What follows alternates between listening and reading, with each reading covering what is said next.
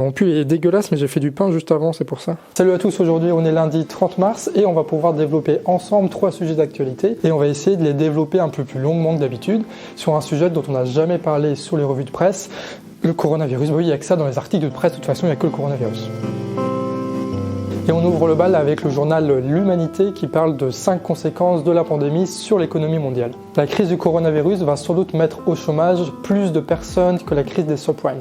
Et L'Humanité s'appuie sur des articles publiés par l'Organisation internationale du travail qui n'est pas du tout une organisation socialiste. Près de 25 millions de personnes risquent de perdre leur boulot, ce qui est assez dramatique, notamment dans des pays comme les États-Unis où il n'y a aucun modèle social pour prendre en charge ces personnes qui, du jour au lendemain, vont se retrouver sans rien. Parce que oui, forcément, ça arrivait en 2008, mais ça va se répéter autant de fois que le système ne change pas profondément. Et les États-Unis vont encore être en première ligne là-dessus, malgré le fait que ce soit une des plus grandes puissances mondiales. Du chômage pour certains, et d'autres vont simplement voir leurs revenus fortement diminuer. L'OIT parle de 33 millions de personnes qui risquent de passer de travailleurs à travailleurs pauvres. Et c'est une situation qui s'aggrave pour les travailleurs au black qui ne déclarent pas leur travail, parce que forcément, tout ce qui va être allocation chômage ou les aides de l'État, eux, ils ne vont pas les percevoir. Et c'est le cas notamment en Italie, que le Courrier international titre comme une bombe sociale. Avec cette vidéo notamment, où des personnes essaient de partir sans payer à la caisse, et là où l'État ne peut rien faire, ce sont d'autres organisations qui prennent l'initiative. Et c'est sur les réseaux que les appels se multiplient pour que les personnes aillent dans les supermarchés, remplissent leur caddie et partent sans payer. Et c'est en Italie aussi que les braquages de pharmacies se multiplient, tout simplement parce que les personnes n'ont plus les moyens d'accéder à ces services élémentaires. Le risque, surtout dans un pays comme l'Italie, c'est que les gens se retournent plus vers la mafia que vers l'État pour essayer de subvenir à leurs besoins. Et c'est pour ça que l'État a déclaré vouloir mettre en place une espèce de revenu de base universel pour tous, pour permettre à tout le monde, même ceux qui travaillent au black, de pouvoir acheter le minimum vital. Dans une toute autre mesure, l'Humanité parle aussi du cas de l'Inde qui va mettre sur la table 21 milliards d'euros pour gonfler un peu les assiettes de près de 800 millions de personnes. Et nourrir sa population, ça va être une tâche de plus en plus compliquée pour les États parce que les denrées alimentaires sont de plus en plus chères en ce moment. Et c'est notamment le cas de denrées qu'ils appellent batchen, c'est-à-dire le blé ou le soja qui sont à la base d'énormément d'autres produits transformés. Donc forcément, si d'un côté il y a des constitutions de stock énormes qui se fait, de l'autre il y a une baisse de la production à cause du confinement, il n'est pas absurde que des États, notamment les greniers du monde, comme la Russie ou le Kazakhstan qui font énormément de blé, réduisent leur exportation, ce qui va mettre un sacré joyeux bordel dans le monde entier au niveau de l'alimentation. En tout cas, c'est une belle démonstration de la stupidité de décentraliser nos productions agricoles dans un monde aussi instable au niveau de l'économie ou au niveau de l'écosystème. C'est une situation qui est aussi très emmerdante pour les entreprises, mais là-dessus, les États sont en train d'aligner les annonces à gros chiffres. 5 000 milliards pour le G20, 2 000 milliards pour les États-Unis, 1 000 milliards pour Berlin, 50 milliards pour Rome. Mais l'Humanité précise aussi que cet argent-là ne sera pas forcément tout dépensé. Une grande partie, ce sera juste un fonds de garantie pour que les entreprises qui sont en galère puissent avoir après des prêts. Exactement comme en 2008, il y a les vautours libéraux qui planent au-dessus de notre tête. Parce que les entreprises qui ne vont pas pouvoir se remettre de cette crise-là vont être renationalisées par les États, puis remises sur le marché avec des pertes énormes.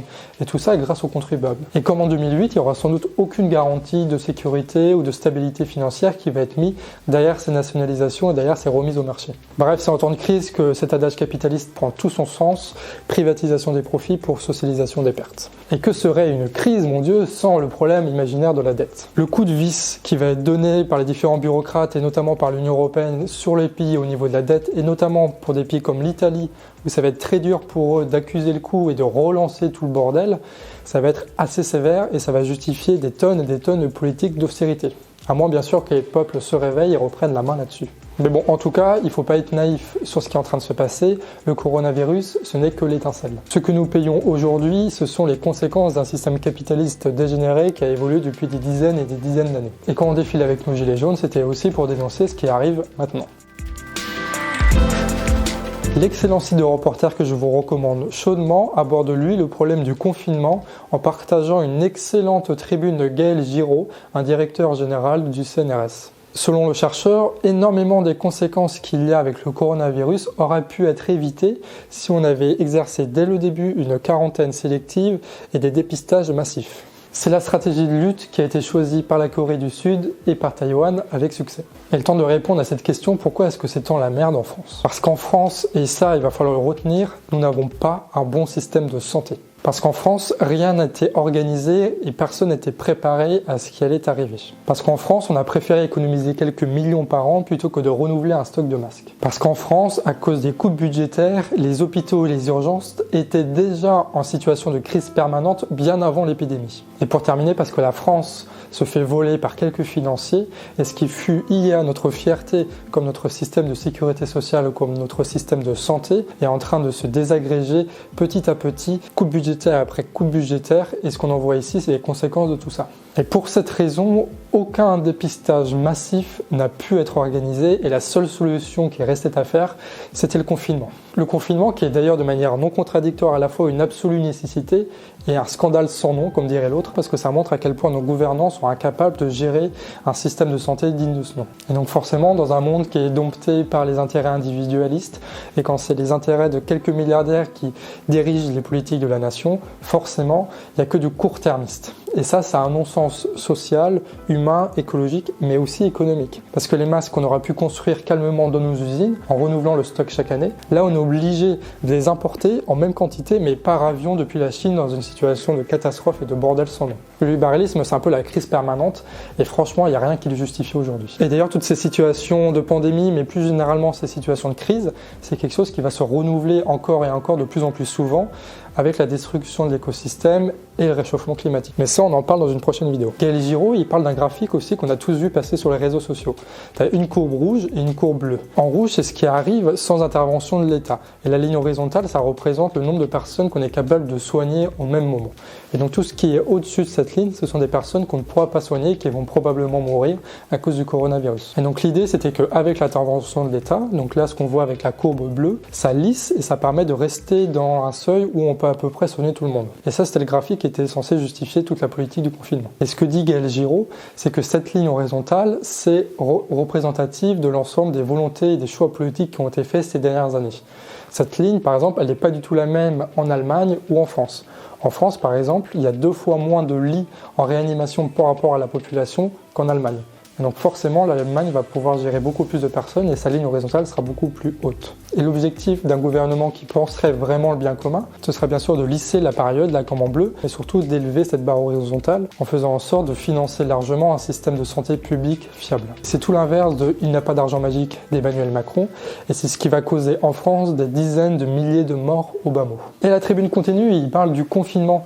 Il dit en gros que si la stratégie uniquement c'est les confinements, pour que ce soit efficace, il faut que ça dure jusqu'à 9 mois. Et ça, c'est quelque chose qui est absolument inenvisageable, que ce soit politiquement ou économiquement. Et même socialement, on a eu des retours, par exemple, de personnes qui travaillent à l'hôpital, et ces personnes-là ont dit qu'ils avaient reçu des jeunes de mon âge, de 20 ans, qui ont fait des tentatives de suicide avec le confinement parce qu'ils étaient seuls, parce qu'ils étaient dépressifs et parce qu'ils étaient stressés. Et donc socialement, le confinement tue aussi à côté. Et la tribune finit par des recommandations de bon sens. Ça va être de réorganiser toute l'économie pour produire un maximum de tests, de respirateurs et de masques. Quant au déconfinement, il doit être organisé en faisant en sorte de multiplier un maximum les tests pour faire un dépistage massif et en respectant des règles sanitaires strictes. Mais pour ça, encore faut-il être capable de faire des masques et c'est une excellente transition pour notre troisième info.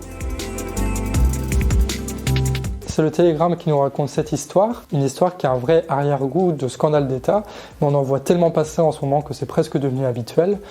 C'est une histoire qui nous emmène vraiment pas très loin d'ici, à Saint-Brieuc, dans les Côtes-d'Armor, où il y avait une usine de fabrication de masques qui était capable d'en fabriquer, tenez-vous bien, 200 millions par an, de quoi renouveler largement les stocks du pays tout entier. Une vieille entreprise familiale qui, après la mort des propriétaires, se balade de repreneur en repreneur jusqu'à s'éteindre sans jamais que l'État se sente concerné. Une entreprise qui avait reçu déjà pas mal de subventions d'État lors de la dernière grippe H1N1 en 2009. Une entreprise qui se fait racheter en 2010 par un groupe américain qui a un nom très charmant que j'arriverai pas à prononcer avec un bon accent en anglais, Honeywell. Une entreprise qui a des pratiques aussi charmantes que son nom parce que en 8 ans, elle va mettre en place 6 plans sociaux, elle ne va jamais renouveler le matériel de production alors même que les bénéfices de la boîte a plus de doublé. Donc bref, l'entreprise américaine, elle met au chômage les quelques dizaines d'ouvriers qui restaient. Elle revend ensuite les machines en Tunisie, enfin quelques-unes des machines, pas toutes, pas les grandes chaînes de production qui sont très dures à délocaliser, et celle-ci, il les détruit. Bon, je répète pour qu'on soit bien d'accord. En 2018, quand Emmanuel Macron était président, un groupe américain a fermé une usine qui aura pu être rentable, une usine de fabrication de masques. Et ce groupe américain-là, il a délocalisé une partie des machines et il a détruit le reste.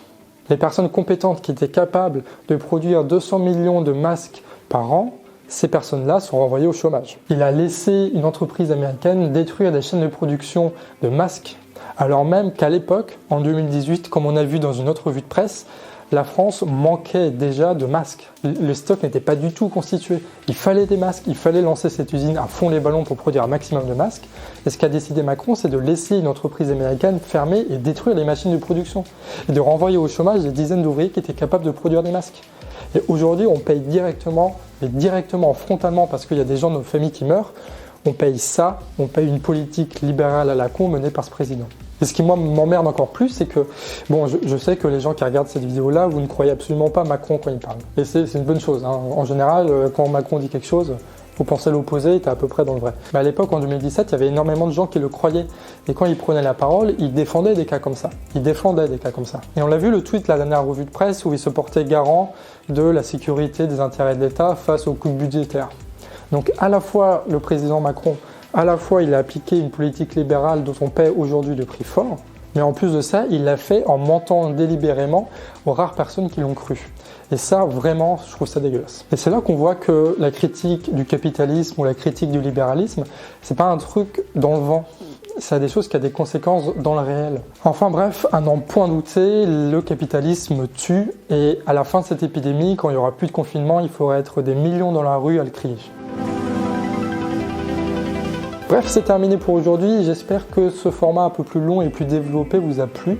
N'hésitez pas à me mettre par commentaire si oui ou non vous préférez ce format-là qui dure à peu près 10 minutes à un format plus de 5 minutes. J'essaie aussi de faire des efforts un peu de diction pour parler moins vite et de mieux articuler. J'espère que ça s'est un peu vu au moins pour cette vidéo-là. Et pour la prochaine fois, promis, on parle d'un autre sujet que du coronavirus. Aucune des 3 actualités qu'on va voir ne concernera ce fichu virus. Ça va être dur, mais on va trouver des articles qui parlent de ça. En tout cas, si l'initiative vous plaît, n'hésitez pas à la soutenir en partageant et en likant. Et nous, on se revoit demain à 19h pour une autre revue de presse, hein, comme d'habitude. C'est le rendez-vous. Ciao, prenez soin de vous.